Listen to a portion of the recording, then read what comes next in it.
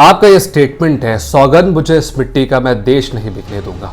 देश बिकना तो दूर की बात है, आपने इस देश को खत्म कर दिया, आपने इस देश को खोखला कर दिया। अब recently American finance minister Scott Bessent का ट्वीट आता है और उसमें हमें वो ये बताते हैं, हमारे प्राइम मिनिस्टर को ये बताते हैं कि हम आपको अलाउ कर रहे हैं कि आप रशिया से 1 महीने तक तेल ऑयल इंपोर्ट कर सकते हैं। अब अमेरिका हमें ये बताएगा कि हमें किस देश को क्या बेचना है, किस देश से क्या खरीदना है, हमारी फॉरेन पॉलिसी क्या होगी या हमारे फॉरेन ट्रेड का स्ट्रक्चर क्या होगा। आप यहाँ पर एक प्राइम मिनिस्टर, एक देश के लीडर से, एक देश के नेता से क्या एक्सपेक्ट करते हैं कि वो सामने आए और इस बात का जवाब दे, इस बात पर स्टेटमेंट दे, लेकिन कोई खास जवाब नहीं आता। बात यहाँ पे खत्म नहीं होती। आप इनवाइट करते हैं ईरानी नौसेना को कि वो इंडिया में आए और भारतीय नौसेना के साथ वो नेवल एक्सरसाइज करे। ईरान अपनी नौसेना इंडिया भेजता भी है और वो इंडिया आती भी है और हमारे ऑफिसर्स के साथ, हमारे इंडियन वेसल्स के साथ वो एक्सरसाइज भी करती है। लेकिन जब वो वापस लौट रही होती है तो अमेरिका उस पर अटैक कर देता है, अमेरिका उस पर हमला कर देता है,